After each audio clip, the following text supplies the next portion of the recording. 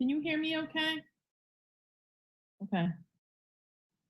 Yes, I can hear you fine. No, I can't hear you. I know, I just said that something weird happened to my audios, but it seems like it's fine, so, okay. Yeah. Well,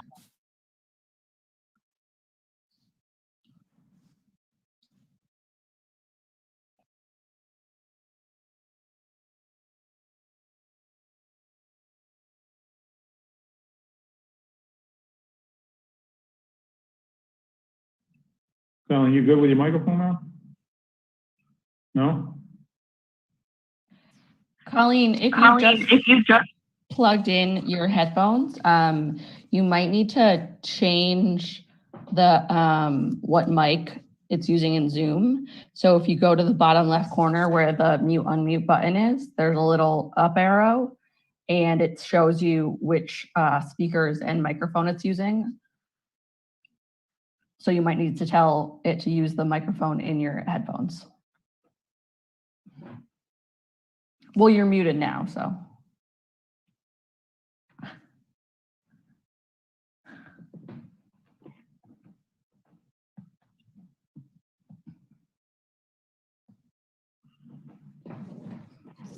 Colleen, are you able to unmute yourself?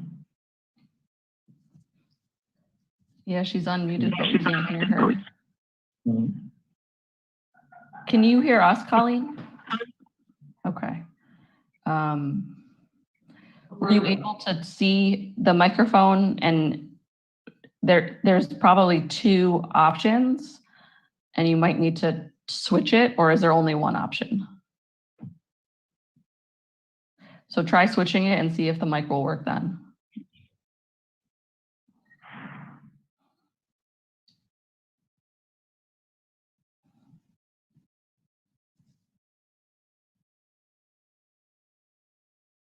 That's all I got. Well, if you have a phone, you could call in and you can still operate. Call the phone number, keep the video on. Maybe that's the way to do it.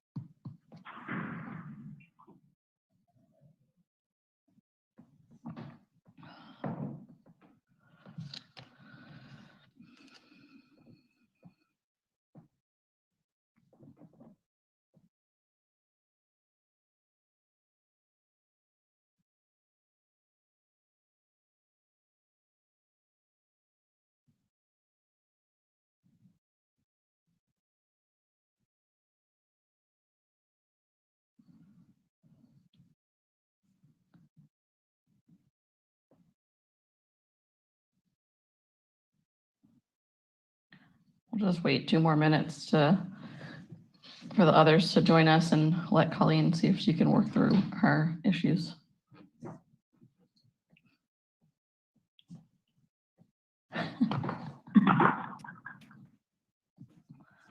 Colleen, can you hear? I'm trying now. You asked me to try. No, you're still not coming in. No. Maybe just, can you call the phone number? And just do it that way? Okay.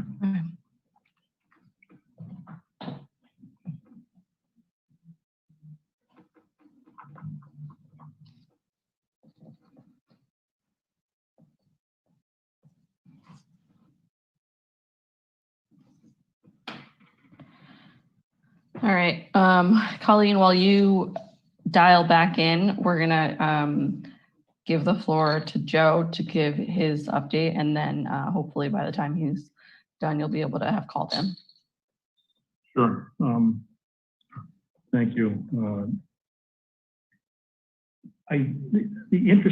One of the reasons that we changed the date to Wednesdays, the COVID update was hoping that we could get timely information on numbers. And for some reason, that doesn't seem to be the case this week.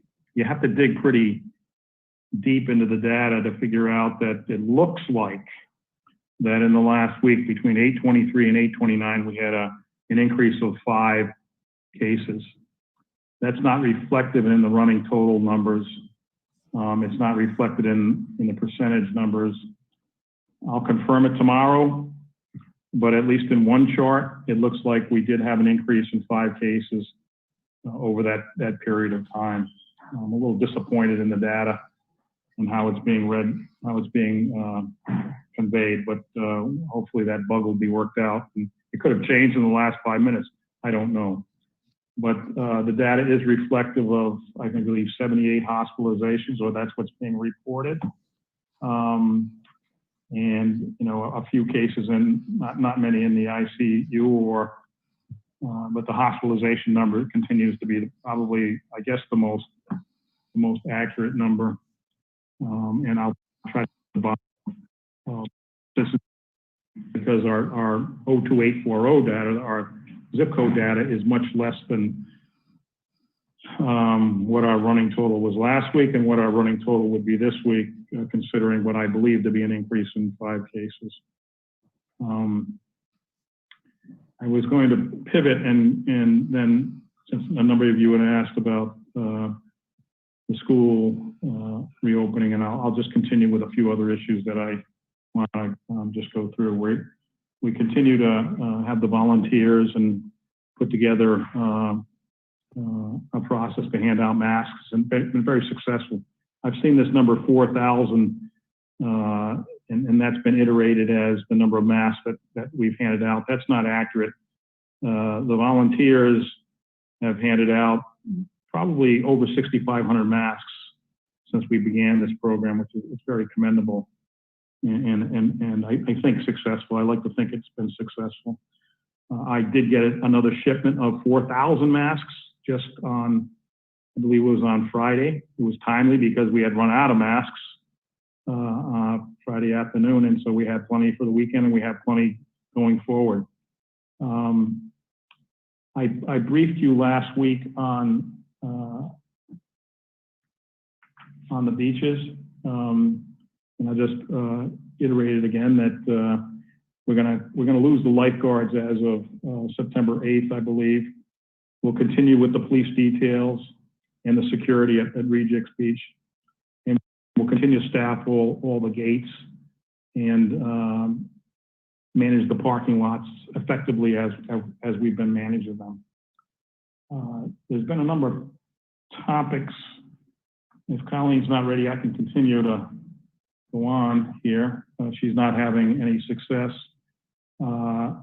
unfortunately. I will say on her behalf that Newport School Department has worked very hard, and I have some of the information, and we could probably communicate it through some thumbs up and thumbs down language, but I know you'd prefer to hear from her. But they've looks like they've got a real workable plan, and the governor has given the city of school department some kudos in terms of their organizational processes with regard to reopening. One of the things I want to switch gears on maybe next week to get the council caught up on is try to do a deeper dive on overall finances, in particular finances and relating to reopening with the schools and the wrestling match that they're going through, and we're going through and understanding how those things are developing. The governor's office has asked for any information with regard to Labor Day events coming up, and we'll be providing that tomorrow to them. They just want to make sure that things are under control, and I guess everyone's looking at this as maybe it's the last hurrah until we pivot into the fall. I don't think so. I think the other continuals will be, Newport will be going strong for the next couple of weeks. There is a program, as you're aware, that the Commerce Secretary and the Governor's Office has worked on it, a Take It Outside program in which you try to just encourage outside activity, which we had already been doing with all the restaurants and the various activities that are going on outside. I am having this new paradigm with a lot of the restaurants and asking, how can we help them? How can they help themselves continue into the season? And we've got some ideas. And there also are there may be some funds that will help perpetuate those things like tents and heaters and things like that. And the Commerce Secretary spoke about that today on the weekly telephone call.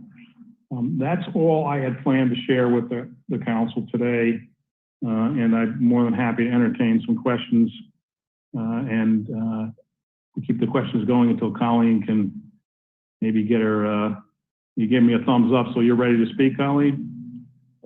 Okay, Jamie, I guess I'll turn it back to you, and unless there's any questions as to iterated. Before we move on to Colleen, I do want to take a minute to see if there's any questions or anything from the council on what you talked about, because I, for one, have had a number of restaurants reach out about the Take It Outside program, wanting to work with the city and wanting to see if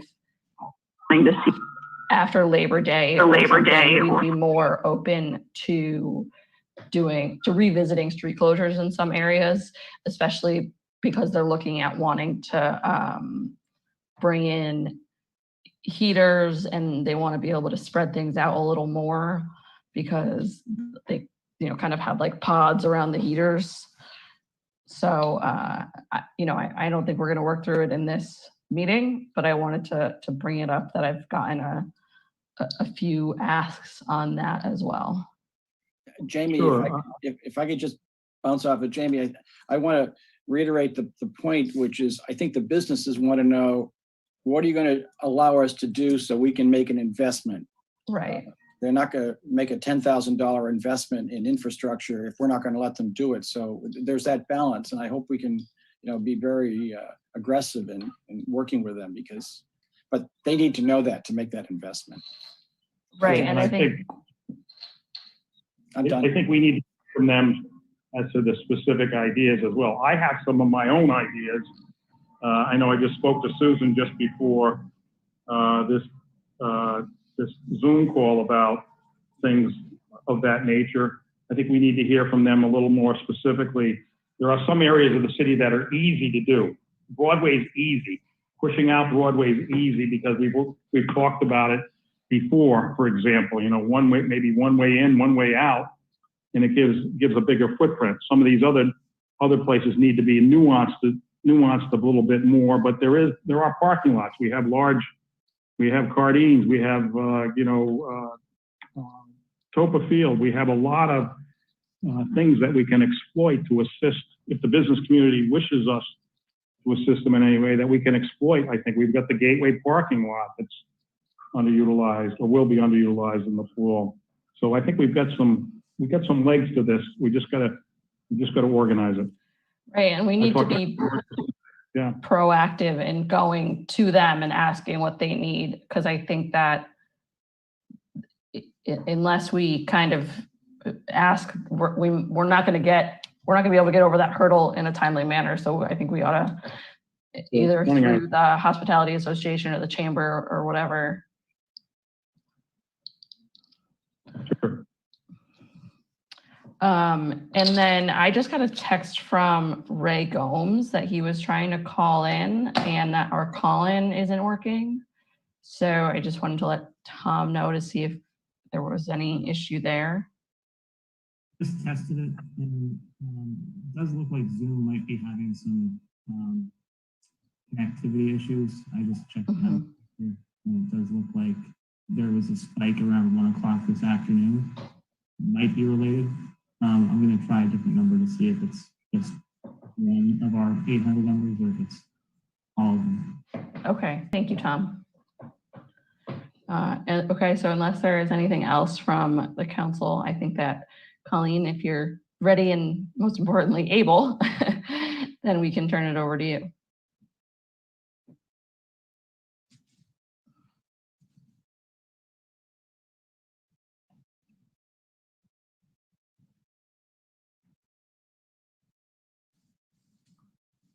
No. Yeah, we can't hear you. Can you hear me now? Oh, yes. Oh, finally. Okay. Now I totally understand when I join your meetings and people are having a difficult time. I truly do. All right. Thank you for having me tonight. I just wanted to share with you what's going on. As you heard, the governor gave the green light for all schools to go back into session, into in-person learning beginning the week of September 14th. What does that mean for Newport? That means for Newport that we will do a phase-in based upon our in-person learning plan. And that means we will gradually and cautiously start to bring the children back at different levels. Pell, Thompson, and Rogers will all have specific dates and grade levels that will start entering the building. It's not been finalized, it's not in concrete because we're having some numbers, data change as we're going through this process. And we want to make sure we have safe places for all our students as we re-enter. We are at Pell, out of the population of 714, we have about 181, almost 200 that are going to go to distance learning. 615 at Thompson, 186 will go to DL, and 707 at Rogers will go to about 156. But that means for Pell, we'll have 540 students returning in person, Thompson 429, and at Rogers, we're going to have 551, the most returning in person. It's going to be a big change. I've met with parents, I've had town hall meetings. I'll have one tonight in English. I'll have another one in Spanish next week. And it's going to be a huge change for families. From the moment they wake up till when the children come home, we're going to have to make sure that all families check their children for any kinds of signs of COVID, and we have a checklist that all families will go through. We have an online system in which they will report into the school whether or not the child shows symptoms or not. And then we also have one for staff. Staff will be mandated to report this as well every day. The buildings are equipped with PPE. We have masks for all our children. We have face shields, 1,500. We have all the cleaning material, practices of foam in, foam out, just like at a hospital when teachers and students enter rooms. We have stable pods, which are required. We also will have specific transportation changes. And what I mean by that is all children this year had to sign up for transportation.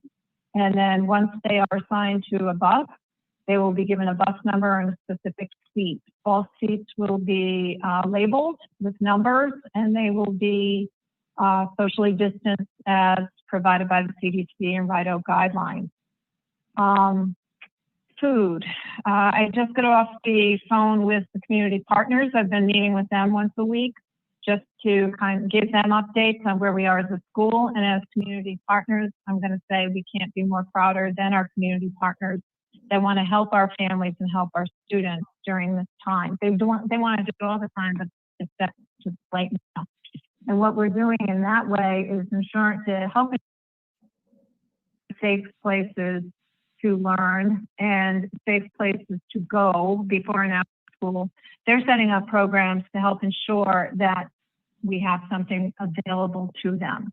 So I will foundations and donors. I've had one approach me already to see if we can do some community funding of this so that it doesn't burden our partners as well as the school district as far as providing these extra services for our children to make sure they stay safe.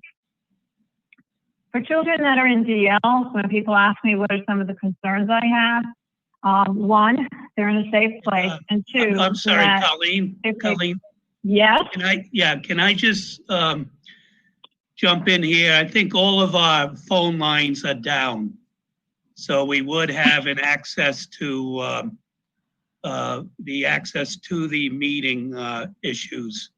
Right. So with all the phone lines down, it's a potential OMA violation because residents don't have the access that they're supposed to have. So I think we have to call it, correct, Chris?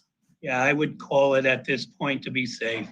Okay, and we can reschedule with you in the future because I do think that this is something everyone on the council wants to hear. So Okay. we'll work with you to reschedule, and will be at least 2 days because we'll have to post it. But Okay. Yeah, All right. sorry about that. All right. No, that's fine, Chris. You gave me a break before my 6 o'clock one. I'm good. Thank And you. in any event, it could be at our meeting next Wednesday, if not before. Right.